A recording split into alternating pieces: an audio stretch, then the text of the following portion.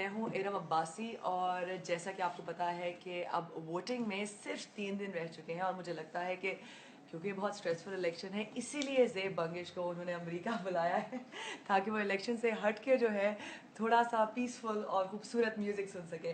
Welcome to BBC Urdu Zeb. Thank you so much. वालेकुम अस्सलाम and thank you so much. I know कि आपका बहुत बिजी शेड्यूल था लेकिन आपने टाइम निकाला हमारे लिसनर्स के लिए, व्यूअर्स के लिए। तो पहले तो ये बताइए, क्योंकि कल मैं वहाँ पे मौजूद थी, आप परफॉर्म कर रही थी न्यूयॉर्क सिटी में एंड इट वाज फैंटास्टिक और जिस तरह का रिस्पांस था, आप क्या कहेंगी? बस यही कहूँगी कि it was an extremely special evening, बिल्कुल, क्योंकि न्यूयॉर्क में हम लोग काफ़ी करते रहे हैं शोज़ वगैरह, लेकिन जोस पब में ये हमारा जो कि एक बहुत बड़ा एक वेन्यू है, अच्छा इस्टेब्लिश्ड वेन्यू है, इस न्यूयॉर्क का पहला कॉन्सर्ट था और बहुत ही एक अच्छा माहौल भी और बहुत अच्छा था। और ये कम ही होता है संदरा के कॉन्सर्ट्स में, क्योंकि ज़्यादातर हम देसी ऑडियंस के सामने ये गाने नहीं गा पाते।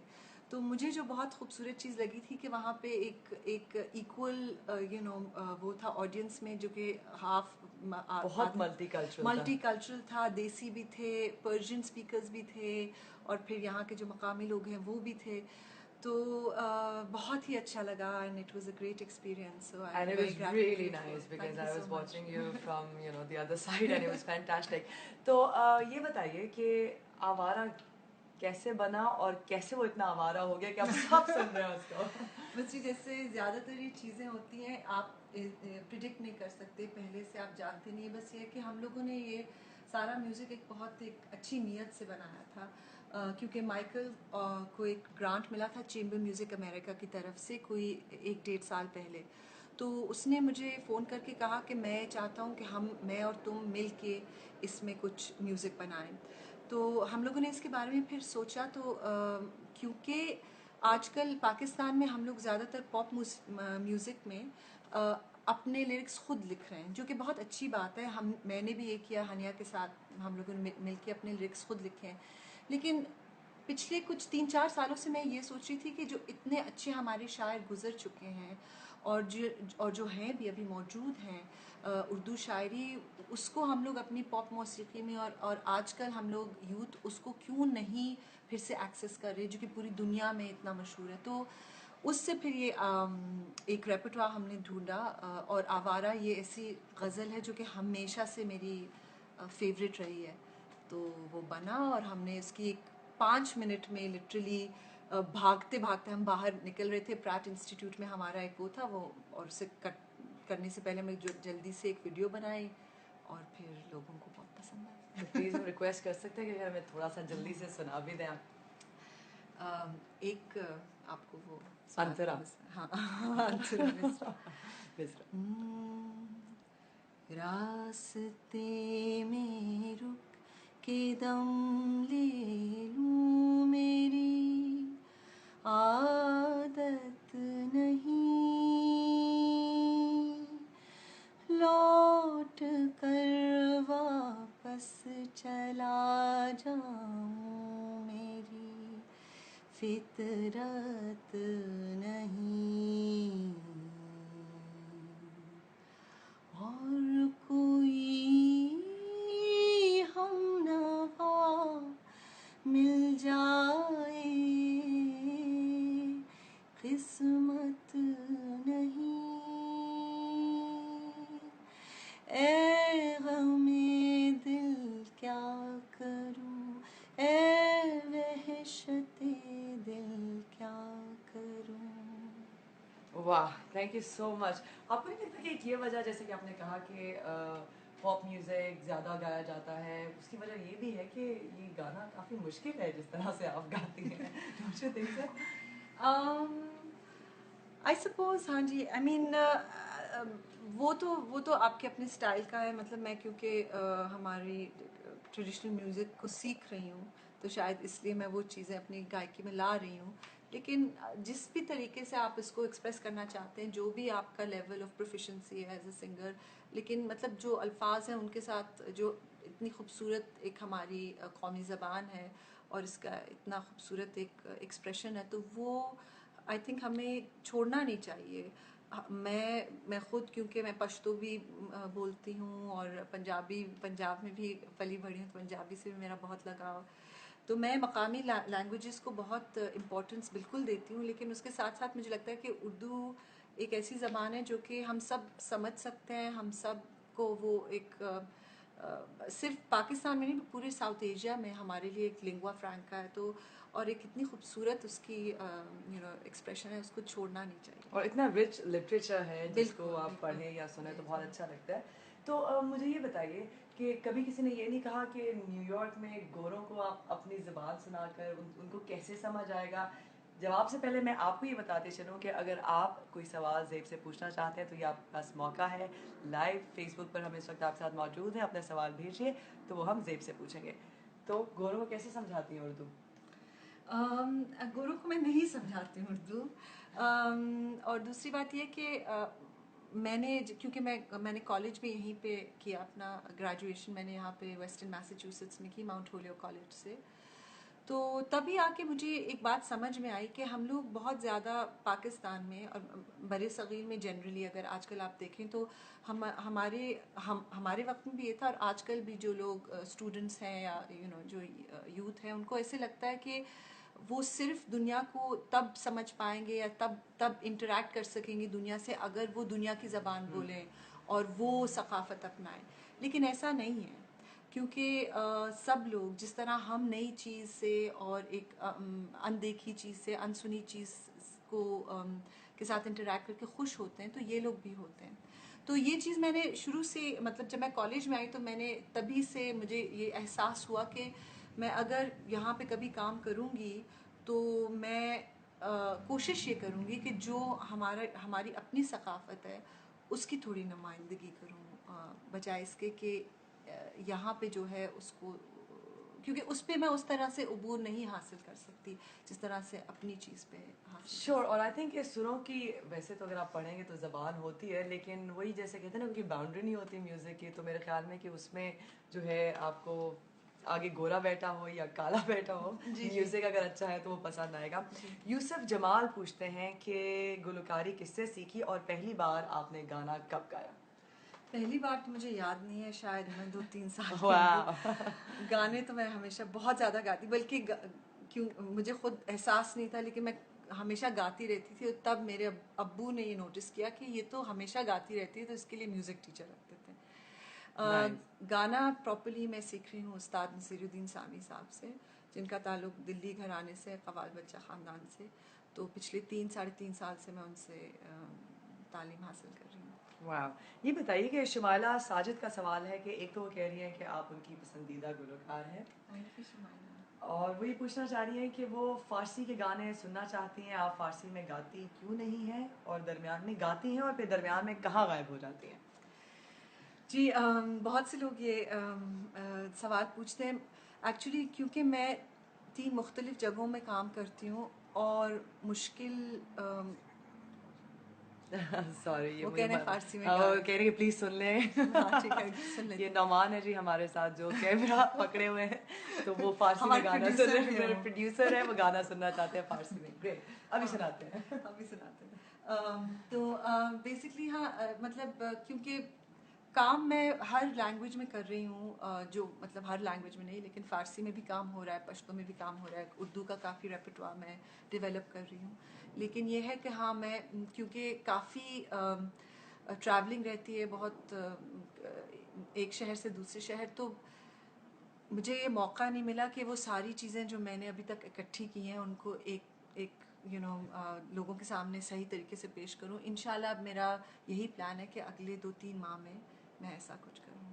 ग्रेट। तो अब हमारे प्रोड्यूसर की ख्वाहिश पे अगर आप फ़ारसी का गाना सुना दें, और शुमाइला की ख्वाहिश पे ऑफ कोर्स। हाँ जी, आपकी कोई फरमाइश है वहाँ? वो मुस्कुरा रहे हैं। चलिए, चलिए सही है। Leyli leyli leyli can can can dilime kerdi veyran demi kışlak nomadi vay vay mara kuşti baharman Leyli leyli leyli can can can dilime kerdi veyran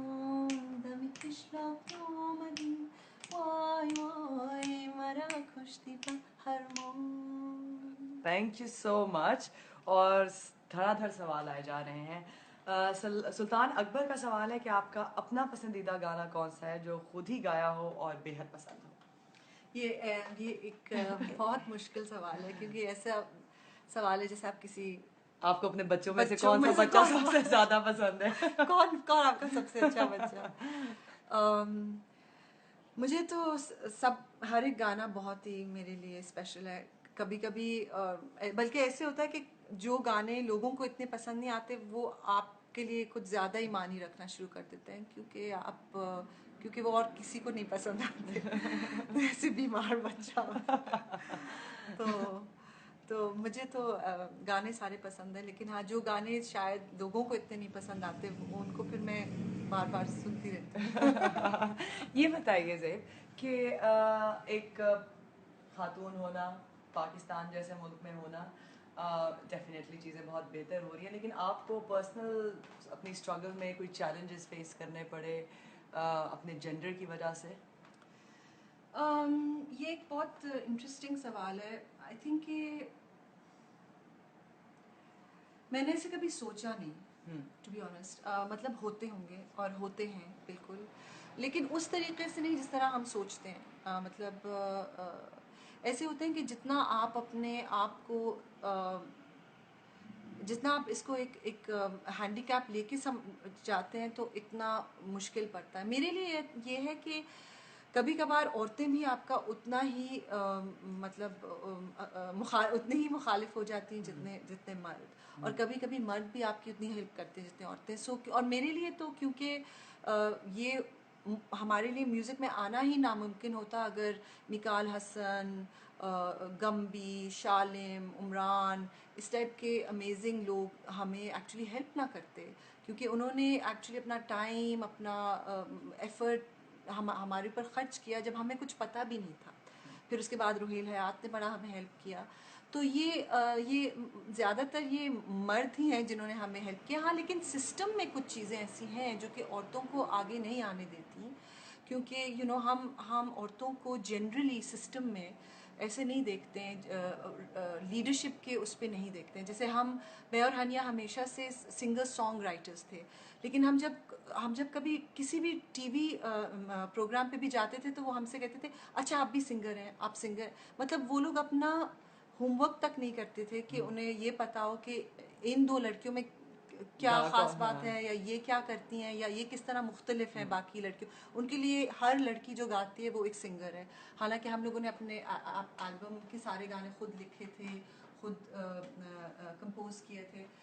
इस तरह से मुझे लगता है कि अभी तक पूरी जो मेंटालिटी है ना, वो औरतों को एंटरटेनमेंट में सिर्फ एक तरीके से देखती है, और उसमें मर्द हो या औरत, उससे इतना फ़र्क नहीं पड़ता। तो you have to kind of really push against all of that.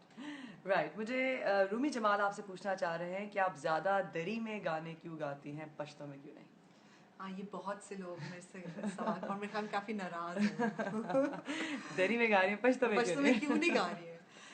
इसका एक तो ये कि क्योंकि मेरी नानी, जिनके साथ मैं बहुत ज़्यादा मैं क्लोज थी हमेशा से, तो उनको ये दरी के गाने और ये अफ़गानी, ये जो लूगर ट्रेडिशन है के गाने बहुत पसंद थे।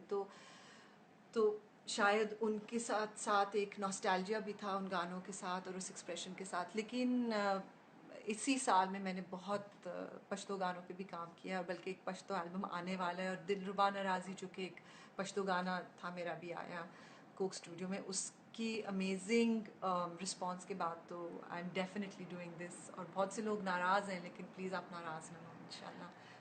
वंडरफुल। मजीद पश्तो के गाने आने वाले हैं। जुनेद पूछना चाह रहे हैं आपसे कि पश्तो म्यूज़िक इंडस्ट्री के बारे में क्या कहेंगे, क्या वो जवाल का शिकार हो रही है?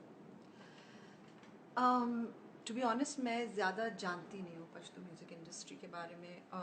मैं कुछ क्लासिकल सिंगर्स को जानती हूँ पश्तो, जिनके साथ जिनका काम मैंने सुना है बचपन से, लेकिन मैं ज़्यादा जानती नहीं हूँ कि आजकल क्या, क्योंकि पेशावर में या उधर जाने का मौका और उन आर्टिस्ट के साथ काम करने का मौका मुझे मिला नहीं है। लेकिन जनरली मैं ये कहूँगी कि हम लोग पश्तो म्यूज़िक को आजकल सब कुछ बहुत ज़्यादा ऑटो ट्यून्ड है, ज़रा वो है, तो हमारे जो अपने साज हैं, हमारा जो अपना एक्सप्रेशन है, वो ज़रा सा मुझे लग रहा है कि कम कम नज़र आ रहा है। और बल्कि यही मेरा मेरा जो सबसे बड़ा एक पैशन है, वो ये है कि मैं पश्तो तो करना चाहती हूँ, लेकिन मैं ज़रा अनप्लग्ड टाइप एल्बम करना चाहती हूँ। मैं इतना उसमें जो एक इलेक्ट्रॉनिक एलिमेंट आ गया है हमारी फोक म्यूज़िक में एक्चुअली, वो मैं ज़रा उससे हट के ज़रा कुछ करना चाहती हूँ। राइट। ये बताइए कि वेल आई नो कि बल्कि और सवाल आ रहे हैं तो उनकी तरफ चलते हैं।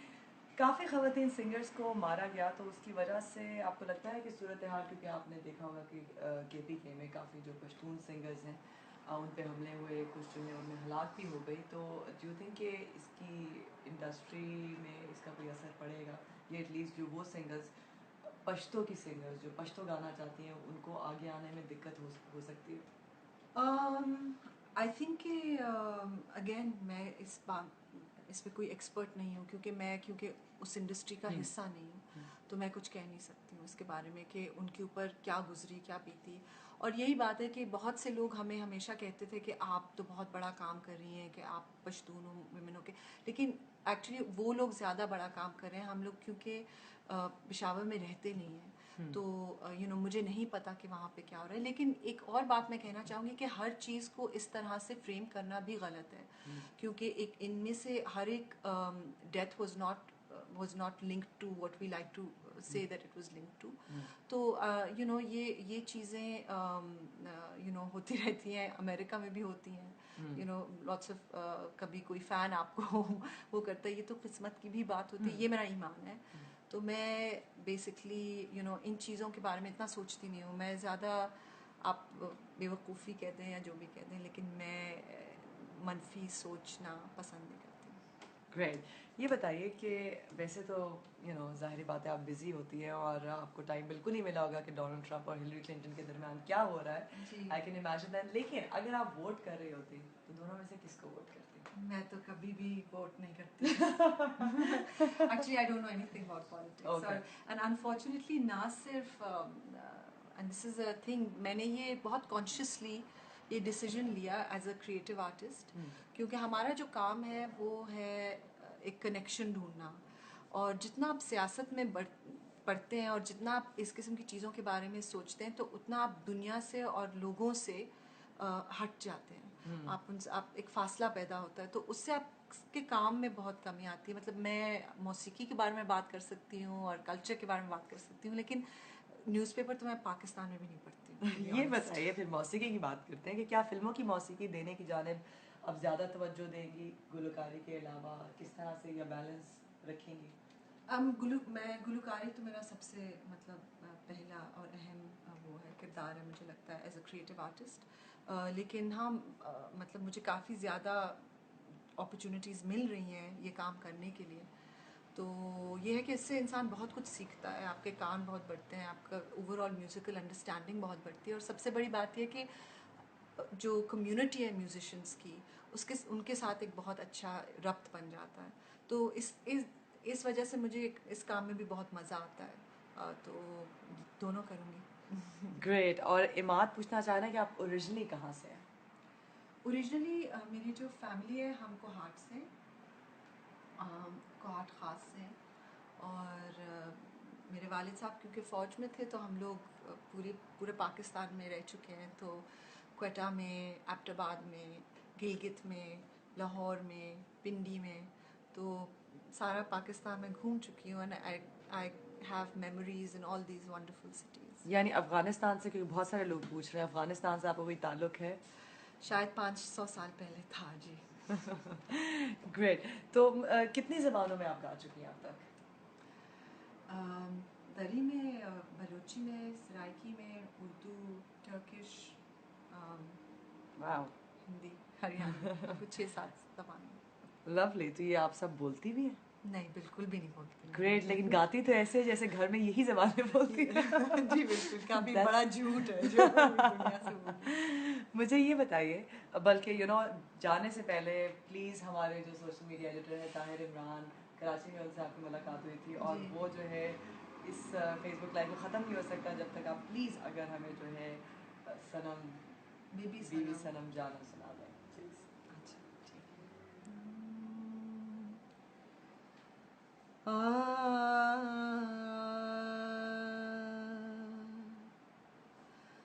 हाफिज सबूर बाश आश, हाफिज सबूर बाश, हाफिज सबूर बाश, के दर राह आशिकी हर कस की जान दात, हर कस की जान दात, बजानान मेरा सर। बीबी सनम जानम अनार सिस्तानम, बदरवाज़े खंदार जाई सनम जानम, बदरवाज़े खंदार जाई सनम जानम। Thank you so much, thanks lot for being with us. अब तक के लिए इतना ही, फिर मिलेंगे आपसे कल।